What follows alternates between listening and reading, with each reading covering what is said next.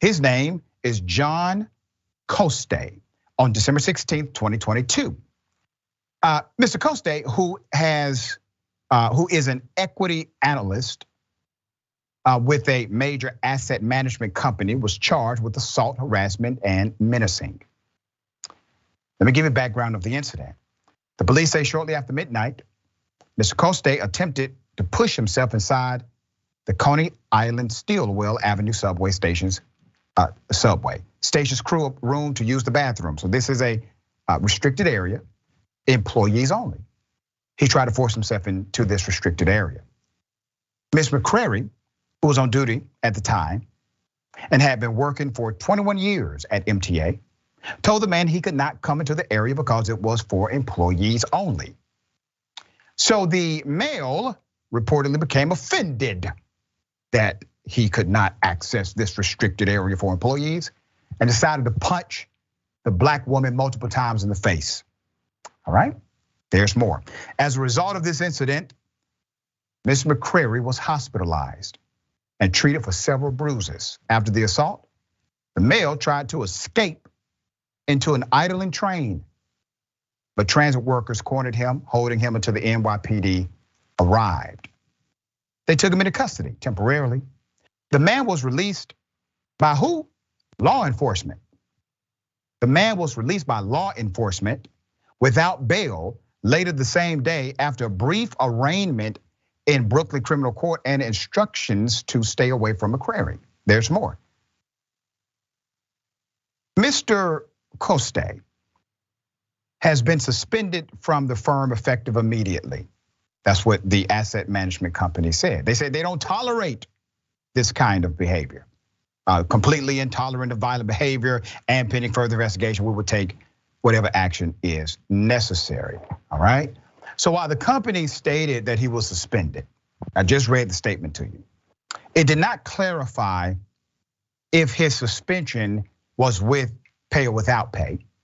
However, since the attack, it has scrubbed the Northeastern University alumnus name off of their website.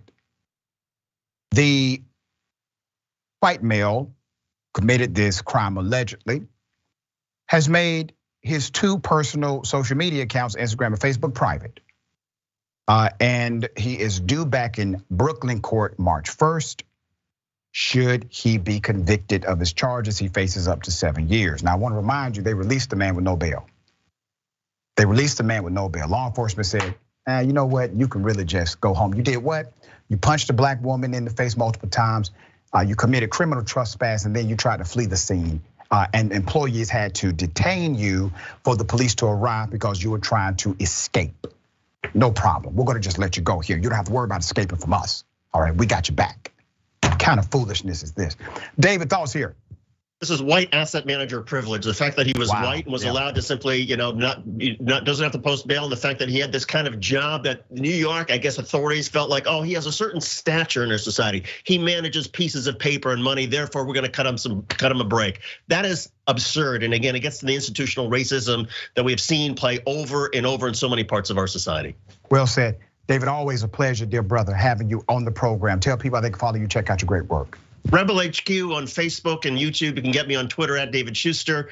We do a lot of videos about police interactions, constitutional rights, and you can always hit us up with comments and suggestions and stories that you want to see on the channel. My pleasure having you on the program all the time. For those who are watching, I just want to remind everybody, every day should be a day when you walk in the spirit of love.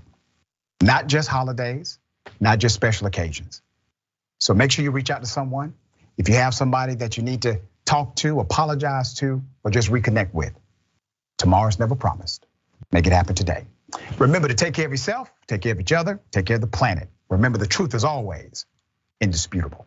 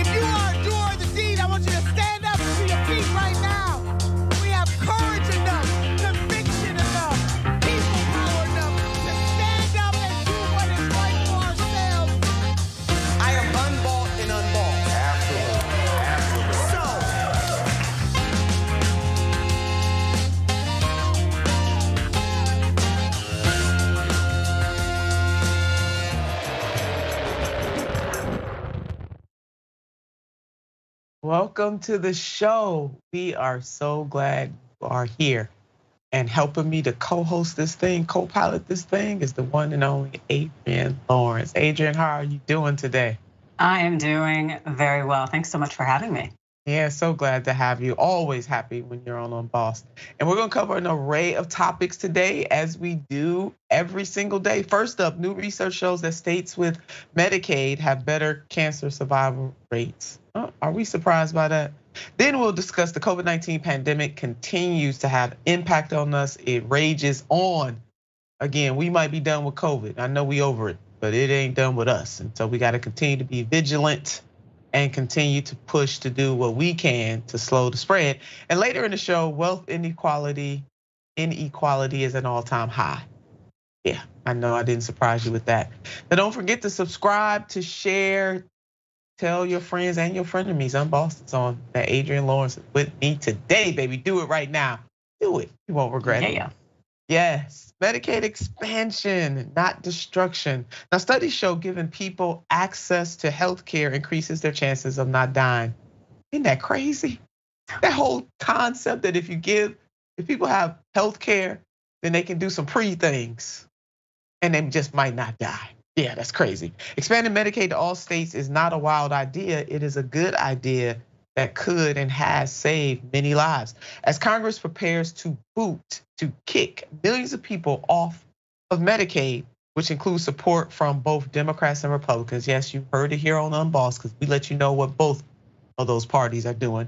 Let's put up this headline. Studies show Medicaid expansion rejected by GOP increased cancer survival in other states. In other words, other states got that money that those selfish GOP governors didn't want.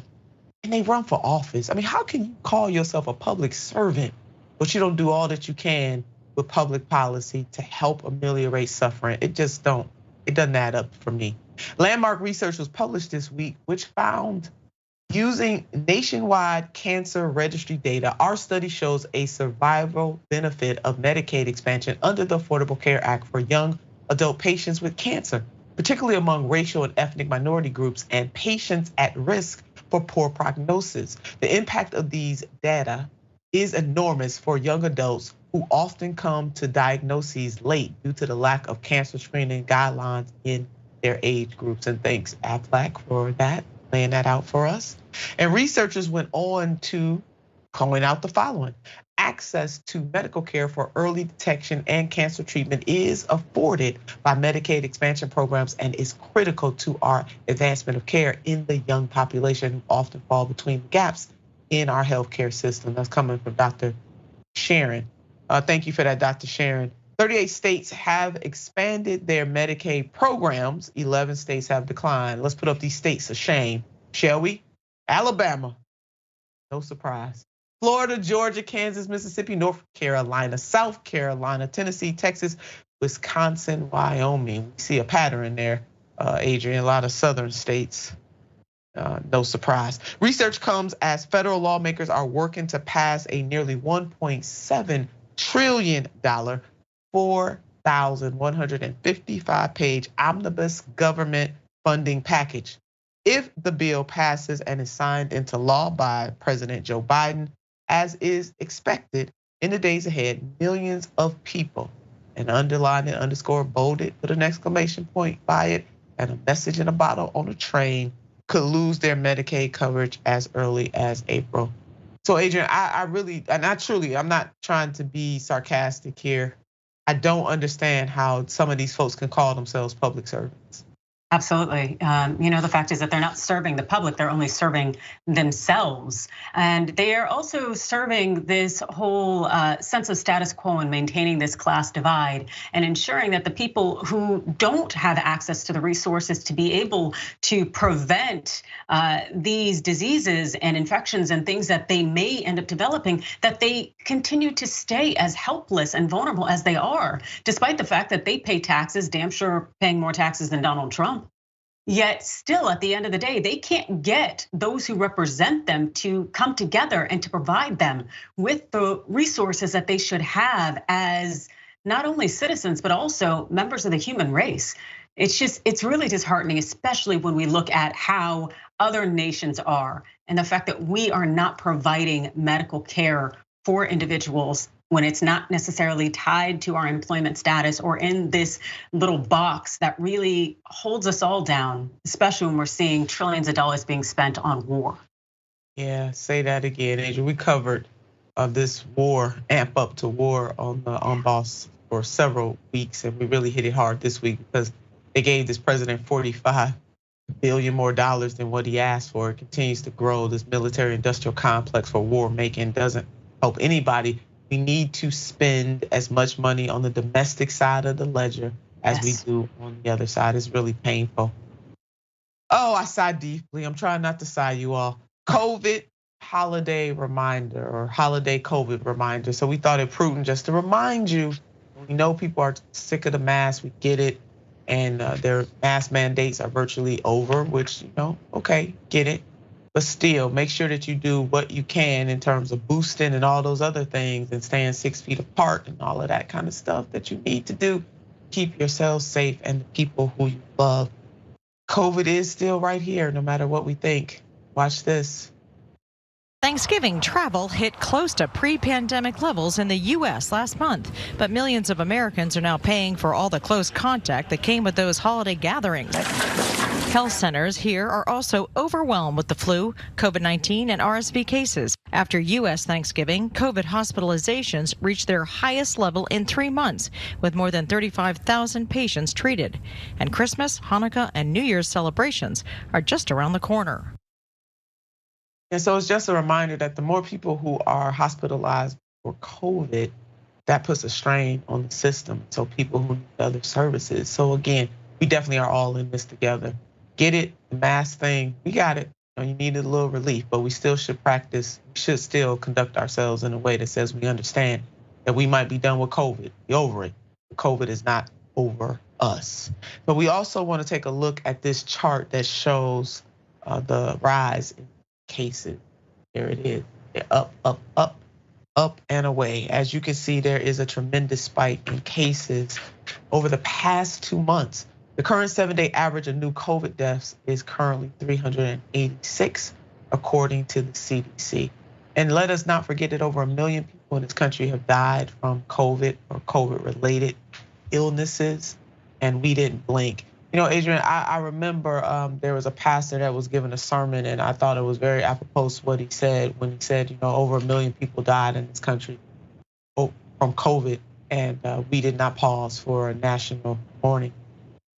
Yeah, and honestly, it seems very much on par with almost how we've been conditioned by virtue of the fact that we have a federal government that spends a bunch of money on war, and we have a federal government and a Congress and leaders who allow for children to be murdered in their schools. We don't value humanity. We talk a good game about it, and we love to say uplifting in God we trust and push this Christian agenda and whatnot. But the reality is, oh no, we value them coins and maintaining systems of oppression, but we don't value individual lives. And so it seems right on par for people to kind of just keep it moving when 1 million people are lost. And the fact is, it didn't have to be that way. Had we had the measures in place, had we enforced them steadily and readily, we would not have lost so many lives. But unfortunately, as a result of our leadership and unfortunately, as well as our conditioning, I'm not shocked. Oh, you're right, Adrienne. Those two things go together, our conditioning, and we don't talk about that enough. We talk about the leaders, but we don't talk about our culpability in this as individuals. And you're right, it is our conditioning. And that pastor was Bishop Jamal Bryant, but it just hit me when he said that. It made so much sense that we did not pause for a national mourning. Now, doctors are now up against it once again. Our essential workers, our doctors, our nurses, everybody in the hospital ecosystem are essential, no matter what they do, whether they're the ones that are bringing the food or the ones that are cleaning up the hospitals, keeping the hospitals sanitary. Everybody is important in this ecosystem. So the doctors are up against it. The American College of Emergency Physicians has asked Americans to take precautions to limit the triple threat of respiratory illnesses, particularly on the cusp of the holiday season, as Americans will be traveling and gathering with loved ones. Christopher S. Kane, president of the American College of Emergency Physicians, said emergency departments are struggling to handle the high number of patients. So let's do what we can. again, if the hospital system is overwhelmed with COVID-related things, then other, somebody had a heart attack, unfortunately had a stroke, violent, any other type of violence that may be inflicted on someone, that system will have a hard time dealing with those other cases because of COVID. So it's not just about COVID, it is about every other thing that animates our lives on a regular basis. So all of us must do what we can. And just because we collectively feel that we've done enough, we have not. There's always more that we can do. Looking at you, President Biden, had this to say in September. Mr. President, first Detroit Auto Show in 3 years. Yeah. Is the pandemic over? The pandemic is over. We still have a problem with COVID. We're still doing a lot of work on it. But the pandemic is over. The pandemic is over, but we still have a problem with COVID. That doesn't make sense to me. I'm gonna quote Councilwoman Fannie M. Lewis like I did yesterday. That's clear as mud, Mr. President. Just does not make a whole lot of sense. Listen, people, don't listen to him on this. The pandemic is not over. COVID is absolutely still a problem, and every other thing that was a reality for the most downtrodden in this country, COVID just made it worse. So it's not ever going to be over in that we can flip a switch. That's the thing that's really getting to me. They acting like we can flip a switch and COVID is gone and all the suffering that has been compounded by COVID. No, it is not over. Don't listen to him. Listen to what the doctors are saying. So, and don't think that we've forgotten about what the US Senate just did in November. Take a look at this. More than a dozen Democrats joined with Republicans in the Senate yesterday voting to end the National COVID Emergency Declaration. That declaration, adopted in 2020, gives the Biden administration more tools and flexibility to fight the virus. That Senate resolution now goes to the House, but its fate there remains unclear. The White House has said that President Biden would veto the legislation. Adrienne, yeah, maybe it's just me.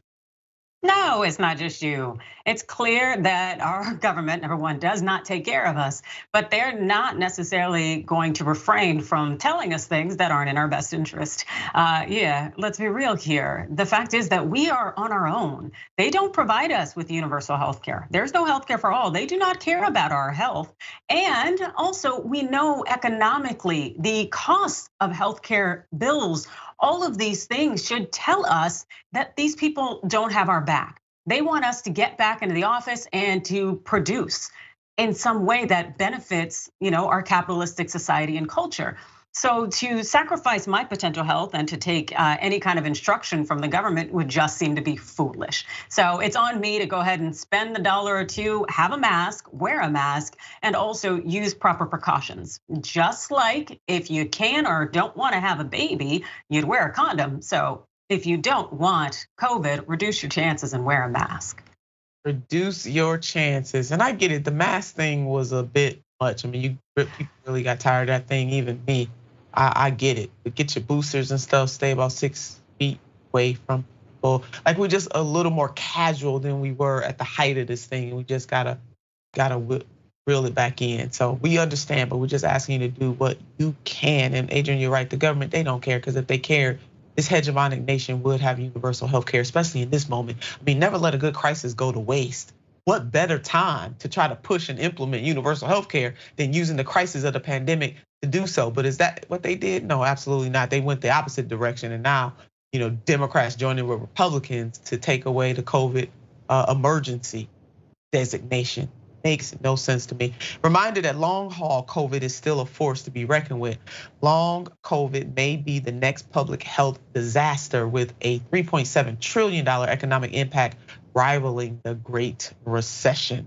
Up to 30% of Americans who get COVID-19 develop long haul symptoms affecting as many as 23 million Americans, according to the US Department of Health and Human Services. As for the economic impact, higher medical spending accounts for $528 billion of the total, but lost earnings and reduced quality of life are other sinister trickle-down effects, which respectively cost Americans $997 billion, $2 trillion. So all of these things are connected. Understand. So do what you can get the mask. I get it, because I've been slipping on my mask a little bit myself. But I have it in my pocket at all times, in my car at all times, in certain places. If you are in a place that is really, really crowded, just put the mask on. I know it may seem like an inconvenience, but the life you may save may be your own. All right, so let's do that. Let's do it. Be right back.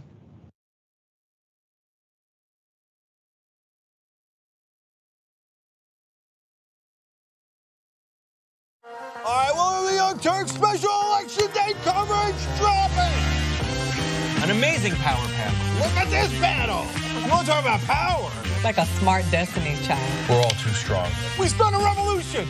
Yes, another one. Aren't you excited? Wow. And then Alexandria Ocasio-Cortez, everybody. Yay! You know, this is where it started in a lot of ways. Why is he lying? Because these are acts that you can commit with impunity. Most of us are usually in boxer shorts underneath. I went with the pants today. This is the first ever power panel with Donald Trump as president.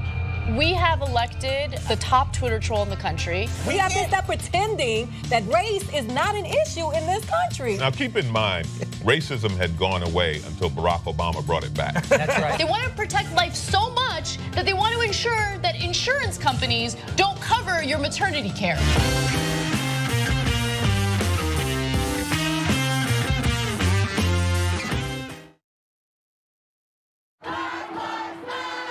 You don't see a lot of news coverage in the mainstream media of the peaceful Black Lives Matter protests that happened throughout the country. Black Americans are hurting. Minorities in this country are hurting. We always talk about starting from the bottom up, but the problem is the bottom up is always the least amount of power. No one cares about them, and until someone actually cares about them, then we'll do something about it. Please, for God's sake, America, understand, acknowledge, and work towards getting to a new reality where Black lives actually matter.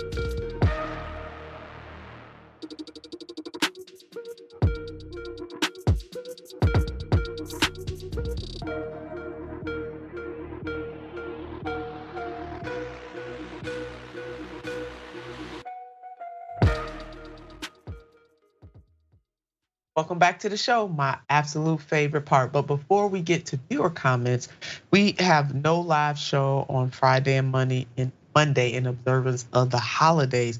We'll see you on Tuesday, but in the meantime, catch up on the episodes on TYT. Go to tyt.com. You can catch up on Boss and all your other favorite shows. Do that.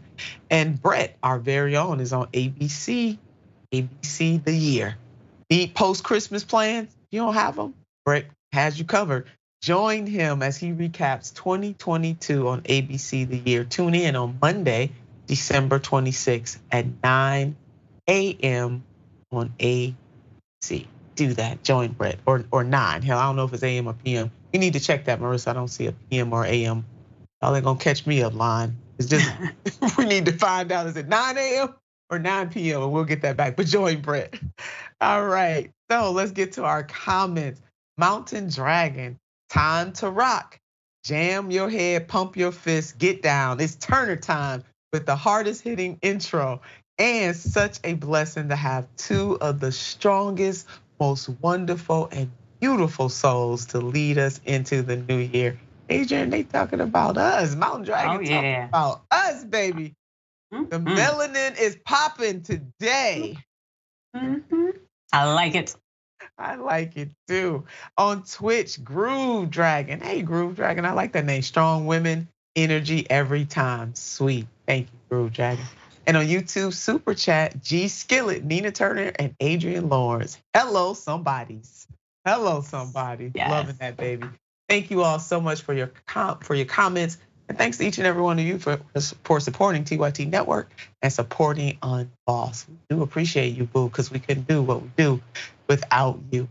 The FTX drama continues. The FTX saga rages on with more arrests and more handcuffs. Now, you know when white collar criminals are handcuffed, and you know it's some serious business. That's usually reserved for blue collar folks, poor people. But the latest news shows that the game has been rigged from the start. And I know for many of you, we're not telling you anything that you do not know, but for some folks who don't understand, you gotta let them know. Associates of Sam Bankman-Fried plead guilty to fraud charges after FTX collapse. You think? 2 associates of Sam Bankman-Fried have pleaded guilty. Take a look at this. The Southern District of New York has filed charges against Caroline Ellison, the former CEO of Alameda Research, and Gary Wong, a co-founder of FTX, in connection with their roles in the frauds that contributed to FTX's collapse. Let me reiterate a call that I made last week. If you participated in misconduct at FTX or Alameda, now is the time to get ahead of it. We are moving quickly, and our patience is not eternal. Our patience is not eternal. He letting them know we coming for you. So don't think you cannot hide because we're gonna find you. The criminal charges were paired with civil charges. Let's put this up. According to SEC's complaint, between 2019 and 2022, Carolyn Ellison at Bankman-Fried's direction furthered the scheme by manipulating the price of FTT and FTX issued exchange crypto security token by purchasing large quantities on the open market to prop up its price. Thank you, Alex from The Guardian. These people are crooks, just plain and simple. And you know what their misdeeds have done? They've hurting a whole lot of folks who could not afford it. Yeah, some wealthy folks got in on this, but there's some regular everyday working people who believe this stuff while Bankman-Fried was trolloping all through Congress and making donations to all types of people running for office and called a genius and a darling. Oh, how the mighty have fallen. The complaint underscores the picture given by multiple investigations of a tight link between Alameda and FTX. The 2 companies share bank accounts and key staff members commingled funds and were both ultimately under the direct control of Bankman-Fried, according to that genius. According to the complaint, despite the nominal authority of Carolyn Ellison, his sometime girlfriend. So you know what, Adrienne, I just can't. So we got pillow talk going on and scheming. Those 2 things at the same damn time. Yep, and now we have handcuffs and bond. It's very interesting to me who's willing to flip first, because I do think that person is particularly wise, and that if they know that there was criming going on, and also you know who the big fish is going to be, it's likely best to go ahead and snitch. Get yours, take care of you, because they're gonna do the same thing for themselves. You know, Bankman-Fried, he was in the business of doing business that was doing others wrong. And the fact that he is now been released on these bail conditions with that $250 million bond, and he gets to go hang out in his parents' home in Palo Alto while everything gets put together, that tells you, even though he may face consequences, he's still probably gonna be all right. And the thing is that it may not be you who is all right. So you might as well go ahead and make the deal that you can, speak your truth, and ensure that you aren't in handcuffs, for a longer time than he is going to be in them. There it is. Adrienne laid it out. Go ahead and snitch. Snitchers' lives matter too. In this case, you need to go ahead and do that. That is the right thing. And you're right, this is another example of how the legal system is not just by any stretch of the imagination, because poor people would not, number one, be able to make such bail, and number 2, wouldn't be able to have such cozy conditions to go back to after they have defrauded thousands of people, causing many people to lose their livelihood, on top of using that money to purchase politicians. This man donated to from President Joe Biden all the way down. He even reached his hands into the Ohio 11 congressional district. Yeah, you heard it from me. He did. And Adrienne, I'm feeling all types of ways about that. Sometimes karma comes quick, not all the time. I mean, karma comes for all of us, but sometimes, baby, it comes quick. And he was interviewed on all types of media outlets and trotted out there like he was some kind of damn genius. And it turns out he's just a crook. Just plain and simple, just a straight up crook. FTX secretly advanced Alamina's a virtually unlimited line of credit funded by the platform's customers. Y'all see that underlined and underscored SEC complaint? It was a fraud. It was a Ponzi scheme. That's what he was running. And they were stealing money and their customers had no idea, but they knew what they were doing.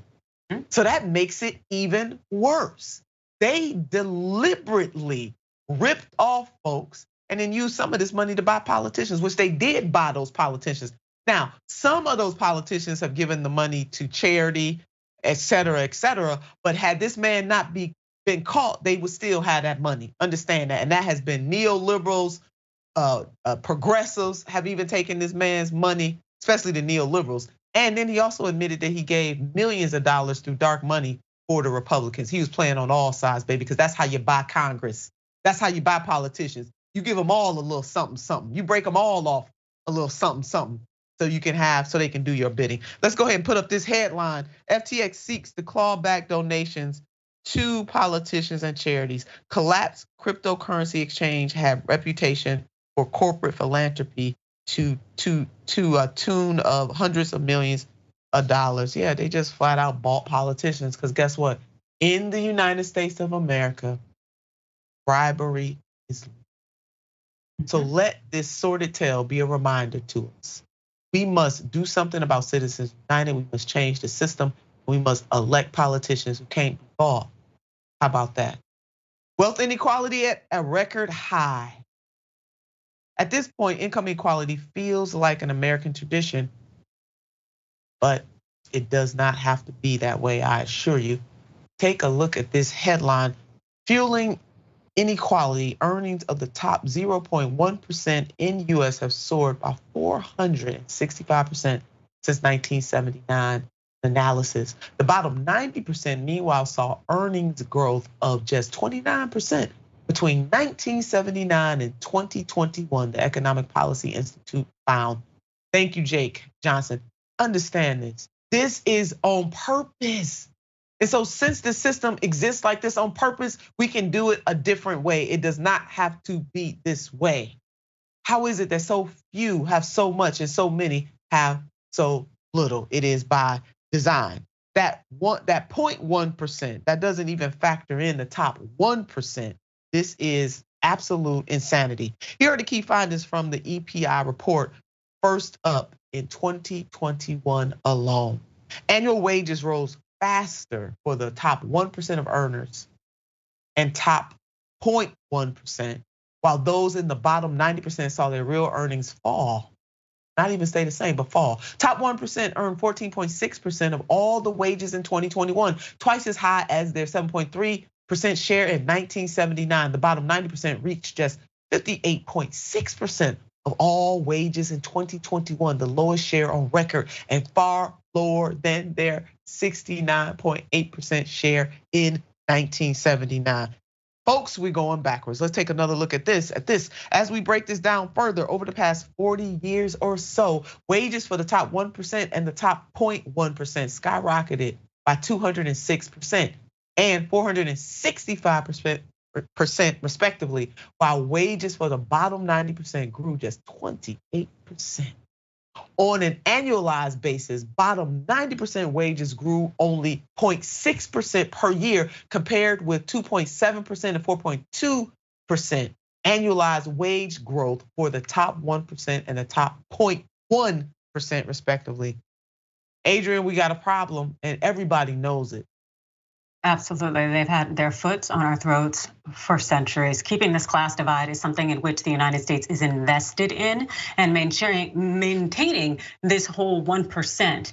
And the fact is that this is all a product of deliberate policy decisions. These are creations by those who are in leadership, whether it's excessive unemployment, keeping the federal minimum wage low, workers' rights, curbing options and opportunities to be able to unionize. There are so many ways in which the system is working against the common individual who, again, pays their taxes and works hard, but they are kept down. And this is how it's done. And this is evidence of the fact that it is still very much a thing in which policymakers and those in positions of power seek to maintain. Yeah, they want to maintain it because they have the power and it benefits them. It's just like, trading in stocks. Can't get this Congress to do the right thing by that.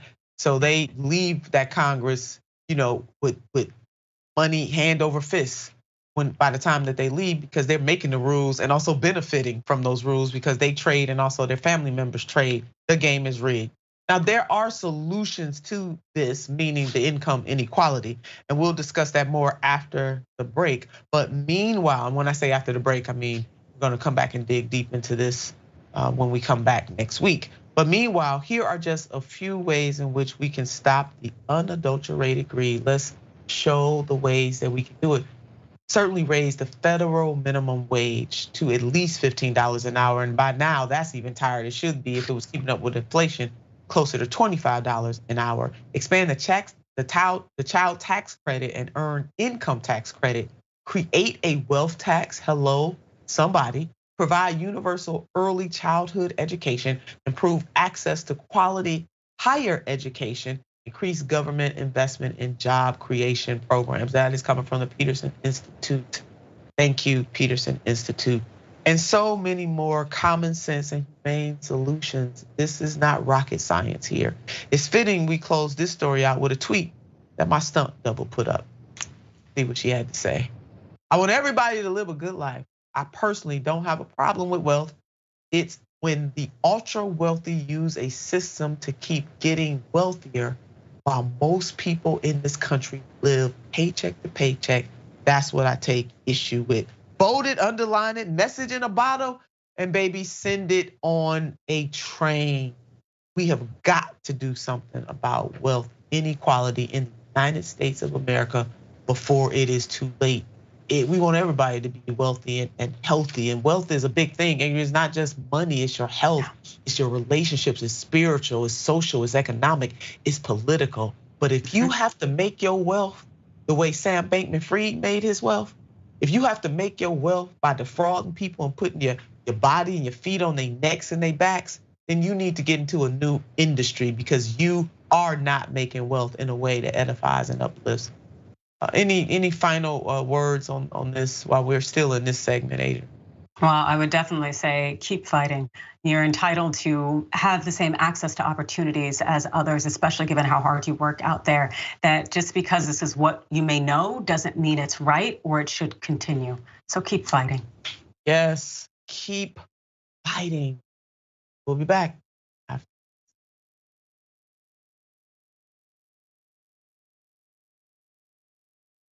Indisputable has been named the fastest growing news TV show in the United States of America, compared to all shows on CNN, MSNBC, Fox News, and roughly 30 others. What do we do on this show? We tell the truth. You know why we tell the truth? Because the truth is simply indisputable. Donald Trump radicalized citizens. He's the chief terrorist. Republicans still want you to think that critical race theory is the greatest evil that can happen in K through 12 education.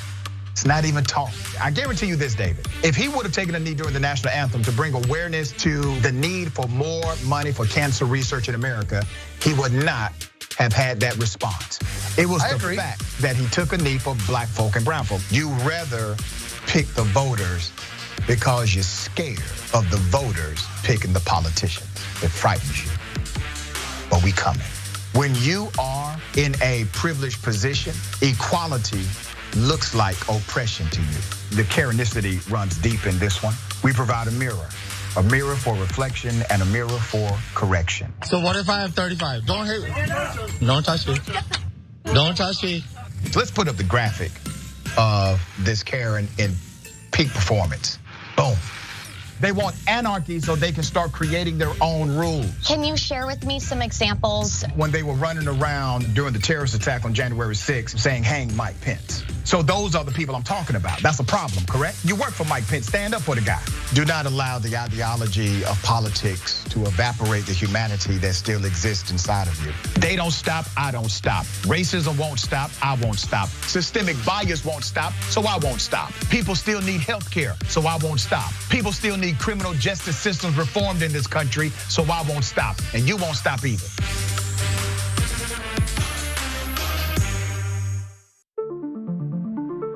Universal health care, raising the minimum wage, doing something about climate change and gun violence and an unjust justice system that locks up black and brown folks. We're not going for the okie doke no more. I think Nina Turner is the leader of the progressive movement right now. It is absolutely a sin and a shame to be in the 21st century in America and having people who are elected to office not only try to separate us, but also use public policy to make it harder to vote. The questions that we get asked is what you just, how you gonna pay for it? I say, oh, we gonna pay for it the same way we pay for the tax cuts. That's how we gonna pay for it. We gonna pay for it in the same way that we give military industrial complex contractors. That's how we gonna pay for it. If standing up for a universal health care or Medicare for all is wrong, Jing, I don't want to be right. If believing that working people deserve to have paid family and medical leave is wrong, I don't want to be right. If wanting everyday people of this nation to live a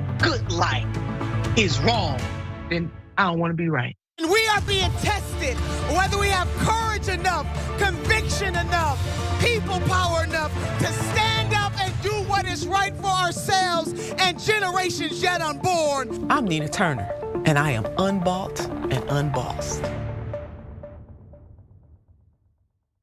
When I started, TYT had already been around for 5 years. It was very possible that it was just gonna crumble and fall apart. Long before I started working here, I listened to years of TYT. I came in as a college kid at SC. I was trying to get into broadcast. I was in a family that thought we were liberal Republicans. I wish I could sit down with people and give them the opportunity to get to know me on a deeper level. We moved generations. Am I proud of that? Hell yeah, I am.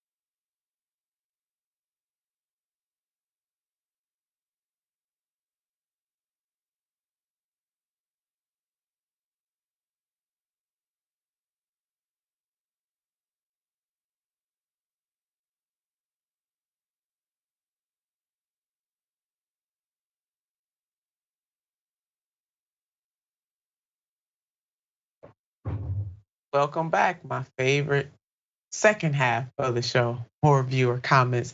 TYT members, Vicky, Nina, and Adrienne have the very merriest of holidays and a blessed new year. Thanks for your voice. Vicky, thank you so much. Adrienne, I really appreciate that. And happy holidays. Happy New Year to you and your family as well. And on Twitch, Cap Vic, Senator, great show. Please shout out for people to write their reps to amend the Air Carrier Access Act. Yes, do that. Let wheelchair users travel with dignity. Amen to that.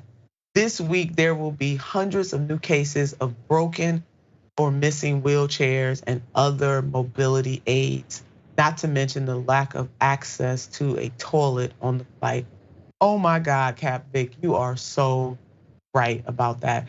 And those who are otherly able, people forget that sometimes when things are right at your disposal. So thank you so much, Cap Vic, for reminding us of that. I was just on there because I just came back from LA and I was there with one of my guests that we're gonna cue in a little bit. But definitely, you're right, on that damn airplane, not particularly user friendly for people with certain conditions. So thank you, Cap Vic, for reminding us of that.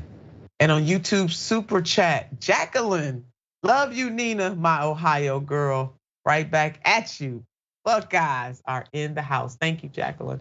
Many thanks to all of you, all of our viewers. Thank you for what you do for us.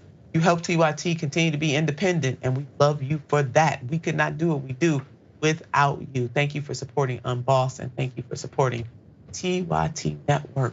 Love you for that. Do I have a treat for you? So over the course of this week, we've been talking a lot about income inequality, war making, how funds and policies in this country do not mirror the needs of the vast majority of the people in this country. They just don't. But just because that is the reality today does not mean that has to be the reality tomorrow. As Adrienne and I mentioned in our discussion, there's some type of conditioning in this country that working class people are lulled into believing that the crumbs from the master's table is all that we can get, and in many cases, unfortunately, all that we deserve. But that is not true at all, and we have to do and demand a different thing and be willing to put some sweat equity on the change that we need to edify and to lift the greatest number of people in this country. It is tragic, morally, legally, politically, and socially tragic that in this hegemon nation, so few have so much and so many have so little. And to join me in digging down into this a little further, I have two of the greats. I have two of my dear friends, the director of Progressive Democrats of America, Alan Minsky, and Dr. Harvey J. Kaye, who's a professor emeritus of democracy and justice, the University of Wisconsin, Green Bay. How are you both doing? I'm doing fine, except for the weather outside. I'm doing fine because of the weather outside. I'm from Southern California, so I'm loving the snow up here in upstate New York with my family. Yeah, so glad you got a chance, Alan, to go and get a little of that snow. Snow is a beautiful thing, especially if it's not a storm and you don't have to drive in it. But Professor Harvey Kaye and I are in the Midwest, and we are expecting a heavy storm that's hitting places all across this country. So both of you, we've had many conversations about the 21st century economic Bill of Rights. But before we can go forward, I want to go backwards. And so I'm going to toss this question to Dr. Harvey Kaye in the house to talk to us about a time in this country where FDR did stand up, and that's President Franklin D. Roosevelt, just in case folks want to know who in the hell is FDR. Yes, President Franklin Delano Roosevelt stood up to the forces and the big money interest of his day, and the American people were on his side. And that is the blueprint for the 21st century economic Bill of Rights. And Professor, please also talk to us about Asa Philip Randolph and all of his colleagues and allies who helped to shape the thing too. Yeah, absolutely. The first thing to understand is that historians generally underestimate FDR from start to finish of his presidency for all of his faults and failings, and we can enumerate those on another occasion. The fact is that he was a social democrat and in many ways a radical. He wanted to overthrow And he called on Americans to join him in overthrowing the persistent power structure, political and economic order of the late 19th century that was holding back America from the American promise. And in the course of the New Deal and then the war effort, Americans had developed such democratic energies that when he asked them in polls what it was they wanted after the war, the overwhelming majority, I mean, around 85% made it clear they wanted national health care, what we would today call Medicare for all. They wanted a guarantee to a comfortable home. They wanted a job that paid a living wage. They wanted free, essentially, education as far as their abilities could take them. I mean, we could go on. The point is, he proposed in his State of the Union message in 1944, confident that Americans wanted this and that they were behind him. He called for an economic Bill of Rights. And the response was tremendous amongst working people. The major labor unions organized in the AFL and the CIO actually launched massive campaigns to get him reelected in order, hopefully, to secure that economic Bill of Rights. Unfortunately, though he was reelected, he died within a few months after the elections. And in the late 1940s, the reaction from big business and from the whole host of conservative and reactionary forces, including Southern white supremacists, blocked the advance of that economic Bill of Rights. But the project, the idea, was not lost.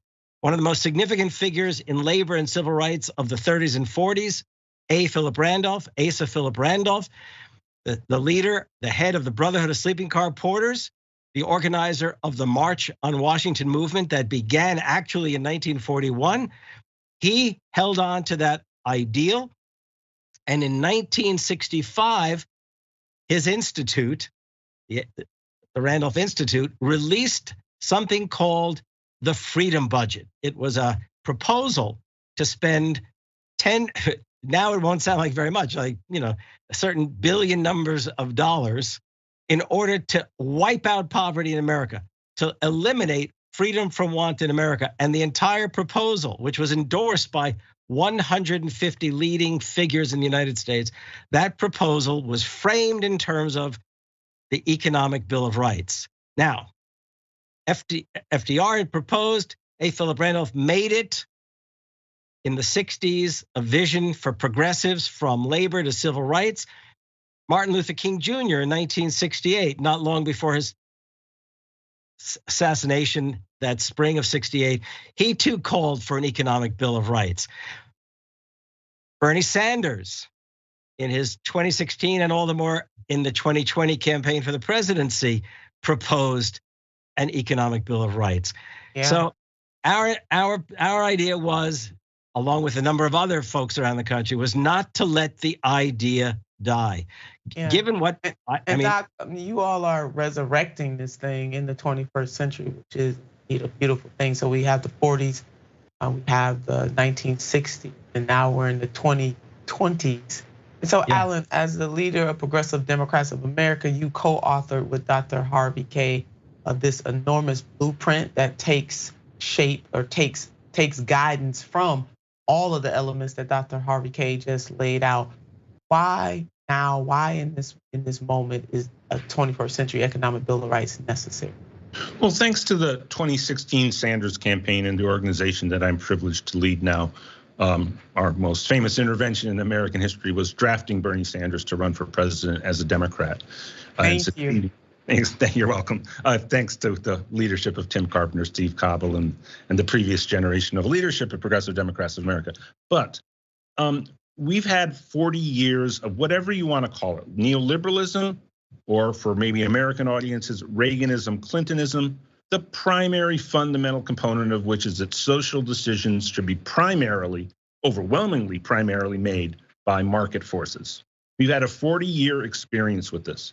Over the course of these 40 years, even including the window where 9/11 happened and the Iraq War happened, you look at American polling and the top concern of the American public, because the middle class is declining overall during this whole period, are economic concerns. This has been totally dominant since the 2008, 2009 Great Recession. And we are in a situation with the progressive movement being lifted up after the Sanders campaign, where the sort of top talking points that people will bring up around what do progressives support. On the one hand, there's Medicare for all, there's the Green New Deal, and then you'll also hear people cite things around, cancel culture and things like that, which if they have a negative take. Okay, the progressives in Congress and Sanders himself and great progressive advocates like Senator Nina Turner, you actually listen to what they say, they're talking about basically kitchen table issues of economic concerns of the American people. So the progressive movement needs to highlight and lift our economic program. And if we do so, it's our strongest electoral hand. We are in the game of trying to win political power in this country and transforming the country for the welfare of the general population, the world, and the planet too. And we feel like we have the best template for that. And we do not think, Harvey and I do not believe there's any better framing advice to have the American people draw to these solutions that will create greater social cohesion and a positive vision forward for all of our collective efforts as a society than the 21st century economic bill of rights. It's a positive framing, and it speaks precisely to the ways we will improve people's lives economically, when right now, the majority of Americans are living in a trap of economic necessity that they don't need to be living in. And let me just end with this. One of the paradoxes of the Roosevelt, anchoring this in Roosevelt, is in the industrialized rich countries in the world. The policies that are in the 21st century Bill of Rights are largely in practice in all the rest of those countries and not the United States. Many of these countries, like West Germany and other countries in Europe who had their constitutions rewritten after World War II, were effectively written by the Roosevelt and Truman administration. And so where does the United States sit on social indices other than aggregate wealth, because our wealthy are so wealthy? And the United States now is at the bottom of almost every social index that you can think of: poverty, health outcomes, education outcomes, homelessness, incarceration, crime rates, even families being broken up. We're way at the bottom. And the 21st century economic Bill of Rights, because you just see it, it's a fact. These other countries have these policies. They don't have these, endemic social problems. They're here in the United States, and they're addressed in the 21st century economic Bill of Rights. And just our hegemonic positioning makes this even more cruel. Right, it sure does. We're not a poor nation. As someone that was on that 2016 and 2020 campaign, I know we all pushed very, very hard. It was a vision that the majority of Americans, regardless of how they identify, no matter what their political spectrum is, will get with this. I want to put up a couple of things. So from FDR's economic Bill of Rights, some of what it entails, and we'll continue to talk over it as it scrolls up. And then we'll put up the 21st century economic Bill of Rights as you and Dr. Harvey K has laid it out. But for FDR, it sounds like, and Dr. K, you were talking about what he laid out, and we just put a 21st century spin on it, right? We got to deal with immigration reform. We have to deal with racism issues, gender issues, things that FDR did not necessarily highlight in his economic Bill of Rights, but because we have the benefit of his vision and the vision of people like Asa Philip Randolph and other leaders, we can put some 21st century on it. Now, what can people do? And I promise I'm gonna have you both back, man. We just don't have enough time. But what are your recommendations for people who are feeling like this vision is reaching too high? We heard a lot of that on the Sanders campaign. You guys are crazy. You're asking for things that will never happen. What can we do as a people to push elected leaders to make some of these things reality? Because we don't have an FDR right now. Well, let's throw back to Harvey JK, and he can provide some framing, but that's exactly what they said in Roosevelt's time. So Harvey, if you want to just build off of that. Well, to make it as short as I can, because I know we're running out of time. Think about it, 1944, FDR proposed, and civil rights, labor unions, even farmers movements, they all signed on and pushed for that economic Bill of Rights. Today, we don't have an administration pushing for an economic Bill of Rights, which means we have to get organizations like labor unions, national church associations. We have to get Progressive Democrats of America, and Our Revolution. A whole panoply, a whole coalition must come together in order to advance this vision in favor of legislative action and decidedly in favor of a progressive candidate in 2024, across the board progressive candidates. So I'm going to be making an effort, Ellen and I are going to be making an effort this spring to reach out to labor unions and other progressive organizations to start embracing the Economic Bill of Rights. And at the local level, people should be getting their churches, their labor unions, their representatives to hear about this. We have to rev up to make this happen. Yeah, and you know what? I mean, and I plan to join you all. I mean, this is something that I've been working on for a while and had the benefit of doing so side by side with Senator Bernie Sanders as he ran for 2016 and 2020. And it is what the people need. This labor movement has shown us very clearly that people will come together, whether they voted for Trump or voted for Senator Sanders or voted for some of them other folks, when it comes to making their work conditions and their wages better and more robust. I mean, we're seeing what solidarity across the one major issue that impacts us all, because unless you got a sugar daddy or sugar mama, you work for a living. And unless you can afford to be off for months and months at a time and not have to worry about your bills, you work for a living. And so some of us may be at the top of that in terms of salary, and some are in the middle and some are on the bottom, but we are all among the working class. And what better issue to bring us together than the fight for, the push for, the forging of the 21st century economic Bill of Rights. Alan, I know you wanted to jump in. And I think if it could be summed up in one sentence, this is fundamentally also a return to the idea that the economic engine should not be what is motivating the investment class, but rather the idea that people who work for a living will have money in their pockets to spend in an economy, and that should be the basis of a prosperous America. Come on. We are talking about quality of life. Dr. Harvey K, just like, give me 30 seconds. 30 seconds? Well, I'll tell you this. I have little doubt that the response, if people hear about it, will be enthusiastic. We have already had a great response. The state of Massachusetts Democratic Party in convention has embraced this. Progressives who are trying their best and soon to take over the West Virginia Democratic Party will be advancing an economic Bill of Rights. And my state representative here in Wisconsin, up against the forces of the Republican Party in the legislature, is introducing again this spring an economic Bill of Rights. That's Christina Shelton. Outstanding, outstanding. And it is a glimmer of hope that if we continue to push, if we continue to fight, if we don't relent, if we keep going, the progress that we need will happen, even if we do not have elected leaders, because the people push the policy. It's not elected leaders that usually come up with these ideas and stand up for the people. It really is the people making the demand and also making sure that there are consequences when those demands are not met. I am so looking forward to all the things that we are going to be able to do come 2023 to shake things up. Well, this is our time today. I am so happy to have two of my favorite freedom fighting champions right here on this show as we go into the Christmas holiday. I'm wishing all of you lots of love and lots of hope and lots of uplift. We know that there are challenging times for millions of people in this country. If you can be a mortal guardian angel for somebody, please do that. I'm quoting one of my dear friends, Marianne Williamson, who says that we have guardian angels, both mortal and divine. If you can be a mortal guardian angel for somebody, please, please, please do that.